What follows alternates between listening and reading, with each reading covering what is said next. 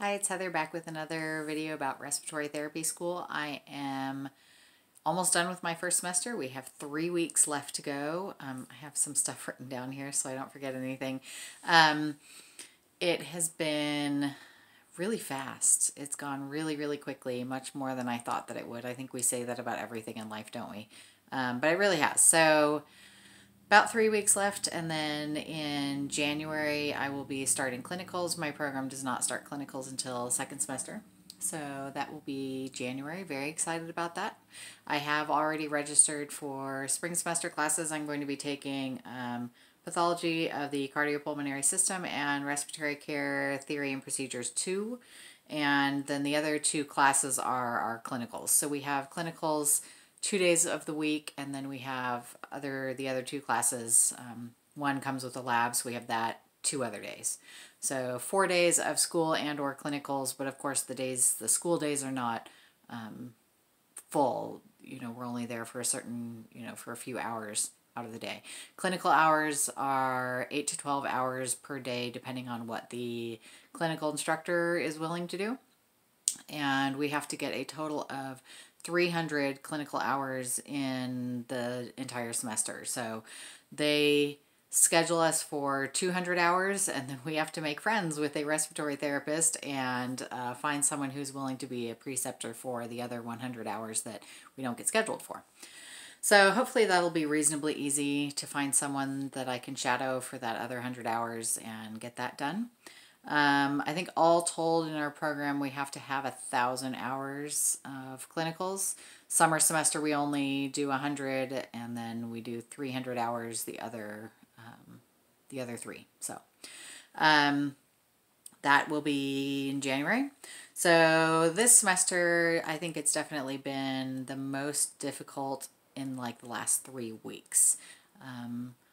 Everything individually has not been particularly hard, but the last 3 weeks, because we've added pharmacology, as well as I was actually out of school for a week for some personal stuff, and it was a lot harder to catch up than I thought that it would be. I thought that it was going to be easier, just missing a lecture or 2 and thinking, oh, I can just read the PowerPoints and it'll be easy. And I mean, I did okay, but it was definitely harder to catch up with that than I thought it would be. I still have good grades and everything. I've done well on everything except for there was one quiz that I actually failed. It was on physical examination, tactile fremitus, percussion, breath sounds, things like that. But the caveat to that is that I failed it because I bubbled incorrectly on my Scantron. So when I went back to look at it, I knew the answers to the things. So it wasn't a matter of me not understanding. I somehow just got off on, I bubbled this one wrong, and so that meant I bubbled the next 5 wrong. And but I can tell that it was a matter of bubbling incorrectly because the way that my answers lined up with the key was just off by 1. And there was one question where I answered C when C wasn't even a possibility. It was like an answer, a true, false, an A or B, and I had answered C. So clearly I was off in my bubbling. So I was glad to know that it wasn't a matter of me not understanding the material, because I know that when I finished that quiz, I felt like I had understood it and I felt like I had done really well. And so to get that failing grade was like, ugh. But so at least I don't mind having that one failing grade. It's not detrimental to my grade in class or anything like that. So I was only worried about it when I thought that I didn't understand the material, even though I felt like I had. That was the problem for me. Some of the more challenging things that we've gone over in the last 3 weeks have been breath sounds, bedside, ventilatory assessment, pulmonary function tests, hyperinflation, and so far pretty much everything in pharmacology. Again, individually, nothing has been really difficult to understand, but it's just trying to get in all of the information at the same time and adding in the pharmacology on top of everything else. And of course, pharmacology started, we had the second week of pharmacology was the week that I missed. So that was definitely difficult to just kind of make sure that I was understanding it and catching back up, having not been in lecture to hear, okay, this stuff is really important, and this stuff is, this is just extra information, because a lot of times our teacher in pharmacology, she'll include information of things that we're going to see in clinicals, or things that she thinks are good information for us to have, but it's nothing that we're being tested on. It's nothing that's, NRBC. Yeah. So without having that, I was just literally studying everything as if everything was going to be on my upcoming test. So that was more challenging, but I've been using Quizlet a lot. I have cut back a little bit on handwriting my flashcards simply because of lack of time. So I've been using Quizlet. I've been taking information and just copying, pasting from PowerPoints, and then using that as a way to test myself just over and over and over and over, and adding in my own stuff, but mostly it's just been from the PowerPoints from class. So we've been doing some calculations again, nothing super difficult at this point as far as math is concerned.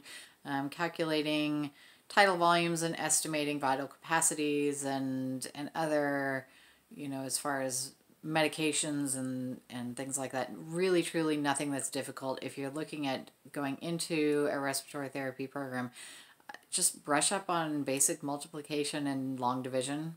That's really it. As long as you understand the formulas, the math itself is not difficult. It's just remembering, okay, this one is this divided by this, and this one's that divided by that. And so it's not a matter of the math itself being difficult. It's just making sure that you remember what formulas to use. That's really it. I've got just a few weeks left, and I've already started studying for finals. I have a test this week in cardiopulmonary A&P. I have a test next week in, I don't know the titles of some of my classes. They're all just kind of run together. So I have a test this week in one, a test next week in the other, and then the last tests are going to be like in finals week. And of course I have quizzes. I have one more check off in each lab. I have a check off on ABGs in one lab. And we haven't gone over yet what the last checkoff is going to be for the other lab, so I'm actually not entirely sure what that's going to be. I guess I'll be finding that out this week. I haven't looked into it yet. So I've been trying to keep up with everything, and I finally am kind of back on track after being gone for that week. It only took me like 3 weeks to catch back up, but I'm back up there. So using Quizlet a lot, and I have my clinical group because our school, we don't do clinicals one-on-one. It's too expensive to pay a single clinical instructor per student. That would be really, really expensive. So we have our clinical group. It's 4 of us in the group, and we will be going to clinicals together, and I hope that it's going to be really informative and that we're going to learn a whole lot, and I think we're going to all get along really well together. We were allowed to pick our clinical groups, which, partly I'm like, well, I think that I can get along with anyone that I would get assigned with, but it was kind of nice to be able to pick our groups. So really looking forward to that. I will be showing you my scrubs when I get that all done, and I'll probably do a little thing on scrubs and shoes and stethoscope and stuff like that before clinicals actually start, when I've got everything all set up. I haven't decided what shoes to get yet. I do want to get something different than just the sneakers that I wear every day. I know that Nike is just coming out with a new shoe, and I'm tempted to try it, but I don't know if I really want to or not, because it depends on price. I did go to a local store recently and try on a couple pairs of clogs, and found some stuff that I liked and some stuff that I didn't, just so that I have an idea of what to get. But in all likelihood, I'm going to be ordering something online. There's not a whole lot to offer locally, especially in my size. I wear a size 10, which isn't huge, I don't think. But like the store that I went to only had 3 different shoes that would fit me. So I might see if there's another uniform shop locally that I can just check out to see if they have anything. But I'll probably end up ordering online. So if you have any suggestions for me on shoes, go ahead and leave them in the comments. And I hope that everyone is doing well in their program. And let me know if you have any questions about what I've been doing in mine. All right, see you later.